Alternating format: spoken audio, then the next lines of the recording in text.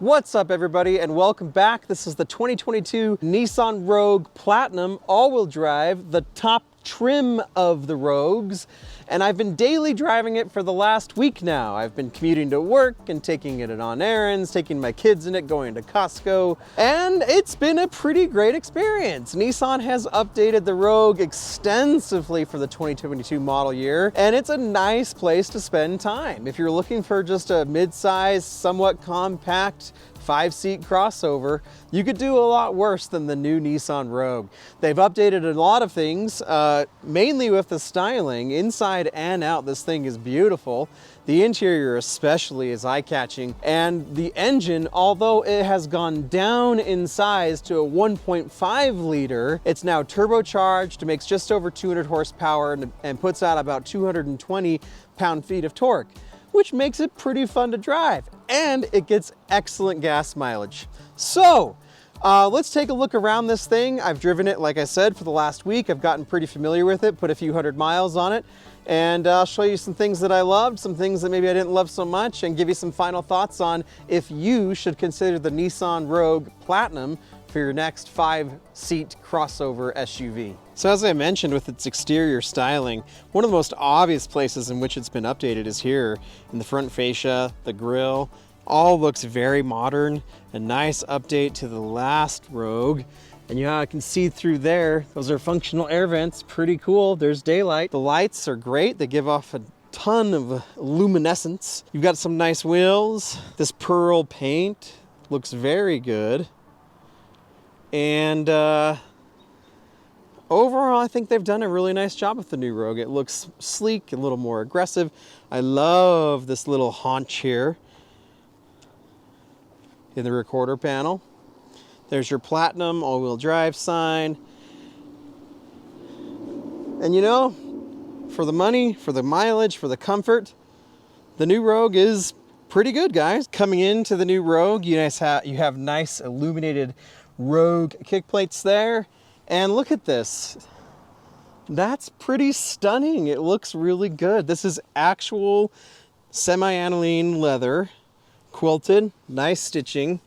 And these seats are pretty comfortable. This side bolster down here actually comes up a fair amount. You kind of have to slightly climb over as you get in and out. But overall, I think Nissan's done a really nice job with this camel leather and the contrasting it has against the black. It feels genuinely luxurious, and it's pretty darn comfortable. You're greeted by, I've always really liked Nissan's newer steering wheels. I think they look really good. They feel good. They're just a good thickness, and I like their design. I like the buttons. Here you have your cruise control buttons, you know, your talk buttons for your phone, other, you know, volume, etc., menu wheel, you know, button, all that. Paddle shifters, which are kind of nice with this CVT transmission. Anyway, to start it up, put your foot on the brake, press the start button, and here it comes. Coming down the center stack, you have this nice, beautiful 9-inch color display, and it's the same system you've seen on all the Nissans, and I think it works pretty well. I have had some issues with Apple CarPlay being dropped or not connecting for some reason, and I've only ever experienced that in this particular Nissan, so I don't know what's going on with it, but I do think that it sounds good. I think that it works pretty well, and the Bose stereo is pretty nice. Same kind of goes for the wireless charger. Wireless chargers have been hit or miss for me in every manufacturer. You kind of have to have your position in your phone in the exact right position for it to charge at all, and when it does, it charges very slowly. So I'd imagine that is tech that'll eventually get better. But I do like how it looks. The center stack here, it's clean. The vents give out a good amount of air. These cup holders are nice. You have your different drive modes here. And one of my favorite things is underneath you have this pretty large cubby. You can stick a bag down there, a purse or whatever, and still have room, you know, where stuff isn't cluttering around your legs. You also have this, you don't see this very often, but you have this cool little storage area here, which opens up with those 2 doors. And yeah, it's pretty deep. It's pretty nice. Close those. And there you go. Again, there's those beautiful seats. And they're comfortable. I've really enjoyed driving in them. Coming into the rear, and for the seat adjusted for where I would have it as the driver, I've got a decent amount of legroom back here, and the back seat is pretty soft and squishy. It's actually, I actually wish it was a little more supportive. It almost feels like it kind of angles down, and that might just be my mind playing tricks on me, but I wish that it was a little more supportive. But I do feel like I have a pretty decent amount of legroom, maybe a little bit more than the Mazda that we had. I appreciate the rear vents as always for the kids. Heated rear seats on this Platinum trim. You've got your USB-C, your standard USB cable there. And you also have a pretty good amount of room for kids as well in a car seat. And one thing I forgot to mention is you have this massive panoramic sunroof, which is very, very cool. So here's a view of the front from the back seat. And it looks pretty nice, guys. Nissan's done a great job.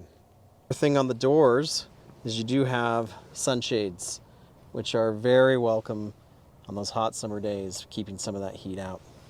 So, in coming into the cargo area of the new Nissan Rogue, the automatic tailgate is nice. This is interesting. Nissan calls this their divide and hide system, where you can put stuff under here and hide it. Honestly, I don't really love it. I wish they would have just left it one level. I mean, I guess if you want to hide, I don't know, something from your kids, a present or something, but they're kind of hard to get back in level, as you can probably see I'm struggling with. And it just cuts into the overall cargo room, which is already decreased by, I think, 2 or 3 cubic feet from the last Rogue. So interesting little quirk. Not sure that I'm crazy about it, but there it is, the divide and hide system by Nissan. So looking at the window sticker, you can see that this totals out at $42,325, which is about $3,000 more than the Mazda CX-5 Signature Turbo I had recently. And you can also see that it has pretty phenomenal fuel economy. I did receive, or achieve, slightly lower than that in my week of testing, averaging right about 27 miles to the gallon combined driving, which is still pretty good. On the way to work, a couple times I achieved just over 30 miles to the gallon. So not terribly close to the 34 rating you can see there, but also at the same time, not bad, 27 miles to the gallon. So yeah, not bad on fuel economy. Okay, so let's start it up and go for a drive. We're going to drive home from work, and I'll give you some final thoughts on my week with the Nissan Rogue Platinum. And the Platinum gets you, a couple extra goodies like the 10.3-inch digital cluster here for your gauges, and gets you genuine, nice leather seats and a few other tech goodies. And like I said, it tops out at just over $42,000, which is a little bit more than the Mazda CX-5 Turbo Signature that I had. And so it's been interesting driving those so closely together because, well, first thing that you'll notice in the Rogue is this new engine, this 1.3 or 1.5 liter turbocharged engine, and paired with this CVT. And it's honestly, it's been a while since I've driven a vehicle with a CVT, and it kind of brings back some memories of why they're maybe not my favorite. I do prefer just a standard automatic transmission, but if you're going for fuel economy above all else, then they could be a good option for your car. And I do think that they work pretty well together in here. There has been a couple times under really when I've tried to accelerate pretty aggressively that sometimes I feel like the CVT hasn't maybe matched up that well with the engine. It's been there's been a delay in almost what it's trying to figure out what to do about the power. But in 85% of my daily driving, I haven't noticed anything, and it's been nice. There's been just enough power for what you need on the freeway and whatever. It's not, I wouldn't say it's fast by any means, but it has been, it has just enough perkiness to it that I think you'll find daily driving it just fine. And you know, maybe just like a step above just, you know, the mundane. It's like, it's enjoyable. It's fine, especially when you're sitting in these seats and you can kind of like look around at this nice interior with this, you know, wood grain trim. I'm not sure if it's actually real, probably not, but you have, you know, that tan and black contrast I've always really liked. And I think it does great here. Couple other things to note too is that the handling is pretty light, and which I appreciate. There has been a couple times when the suspension has felt just like a little jittery, like it almost hasn't felt like settled, and not like a big deal. I would definitely wouldn't say it's like a deal breaker or anything, but it doesn't feel like quite as like plush as maybe you're expecting. But it's not really that sporty of a vehicle, so it's an interesting combination of the handling, which is really good, plus like this kind of jittery suspension.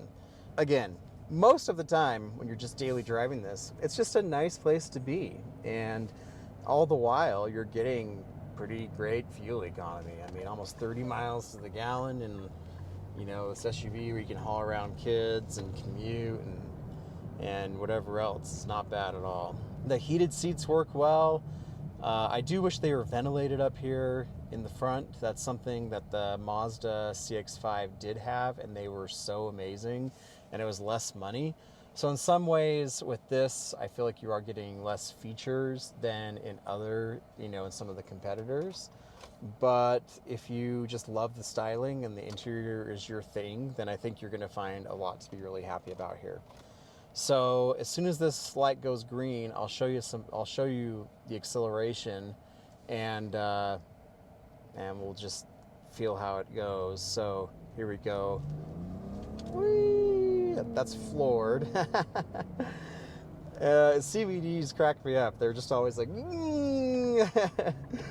but so as you're like putting your foot in the throttle more, I don't know if you can hear it through the mic, but the engine has an interesting note to it. It almost sounds like a weed whacker, like going at full throttle, or you know, some lawnmowers even. Like I don't think it sounds bad, but I was kind of just like chuckling because the other day I was, you know, just weed whacking my lawn, or not my lawn, but the weeds, you know, in the back or whatever, and this sounded a lot like it. So it's kind of funny, kind of an interesting engine note. But again, it's not that noticeable unless you're like really going hard after the throttle, which we're going to do again right now.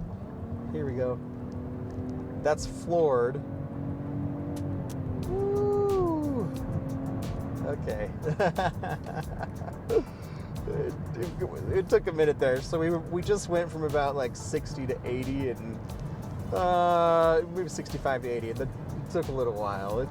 It's not the most sprightly car on the road, especially compared to something like the turbo CX-5, where you're getting, you know, 320 pound-feet of torque, like 100 more pound-feet of torque than this.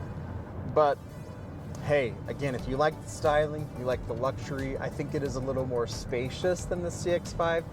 I think the infotainment is probably just a little bit easier to use. They both have Bose stereo systems. You don't get the ventilated seats in here, but the heated seats do work great. Both have wireless charging, so really similar cars. And I think if this is what you want to go for, guys, I think you're going to be pretty happy. So great job, as always, Nissan. Nissan's been going for it with all of their models in revamping them and just making them even better than ever. And, you know, shout out to Nissan for doing a great job and for just like revamping their whole lineup. It's awesome. So guys, thanks for watching. As always, if you don't mind liking and subscribing, really appreciate it. It's been fun to see this grow, and hopefully these have been helpful for you if you've been looking or considering a Rogue or a 5-seat crossover. You know, hopefully these things have been helpful for you. So thanks guys, hope all is well. Have a great day. We'll see you.